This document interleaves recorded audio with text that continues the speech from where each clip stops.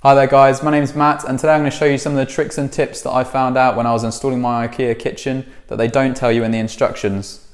So first of all, they provide you with cabinets that you don't need all the time. So for example, I've got a spare kitchen, an integrated freezer and fridge cabinet here that you don't actually need because a lot of fridge freezers come with mounting kits, so you actually mount the door straight onto the fridge freezer.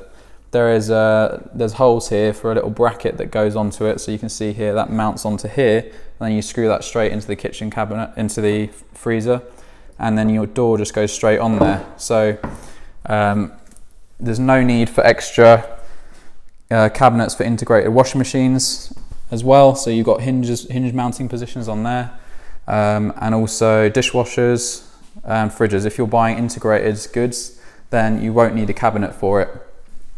And there's also on the backs of these, this is my second tip, you have these little little lugs or feet that push against the wall, and this is basically to make sure that you're when you've mounted the backs of the cabinet, even though it's a base cabinet, onto the wall, so you're basically hanging the cabinet on the wall on a rail.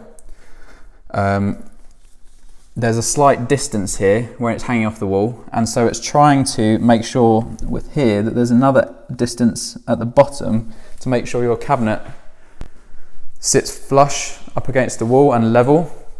But a lot of the time when a plasterer comes around and they plaster a wall, they'll leave a little lump at the bottom where they've just pushed all the way down the wall with their plaster, their skimming device, and then they'll go at the bottom and they'll just flick it across, flick it back, because they don't want to, because that's just how they keep it. They do one big stroke, and so sometimes you get a lump here. And actually, a lot of my my place has got a lump at the bottom. So you can see here, if you push the level up against the wall there's a gap, and that's because there's a lump at the bottom. And that means that that little foot that is designed to make the whole cabinet and the top straight is actually affecting the level of the worktop. So it took me ages to figure this out, because I put everything together, put the worktop on, and then realised that the whole worktop is leaning like that because the bottom foot is pushing the base out, and the top is still hanging on the rail that's on the back here. So don't be afraid to miss out items if you don't need them. A lot of installing a kitchen is common sense based on your situation.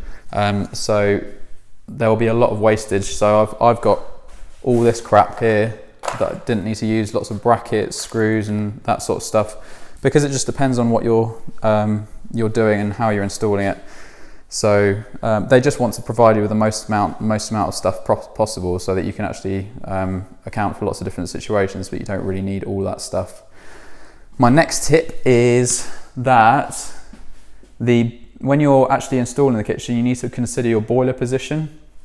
So my boiler, I pre-thought about it and made sure that I measured up where the top kitchen cabinets will be, and told the gas safe engineer to install it at a certain height, because there's not very much space, if you can see here, not very much space to actually hold the boiler in, so I can't move this up and down very much once I've installed it. So I measured up where I wanted the position of the boiler, and that defined the whole rest of where all of my cabinets on the top went. And I'm slightly annoyed because I didn't consider the pipes at the bottom, so I've had to drop it down very, very slightly, so I've lost that amount of space between the worktop and the top cabinets. But there's still plenty of space to work under that space under the kitchen cabinet. So please do consider where your boiler is going to be. And also, if you've got a combi boiler, you need to create some kind of hatch to make sure that when the gas safe engineer comes back again, he can open it and service the boiler. Because if you're doing it like this and you're mounting it into a cabinet, it's going to be blocked, and then they can't access any of the stuff that needs to service underneath it. So here's a really easy way of doing that.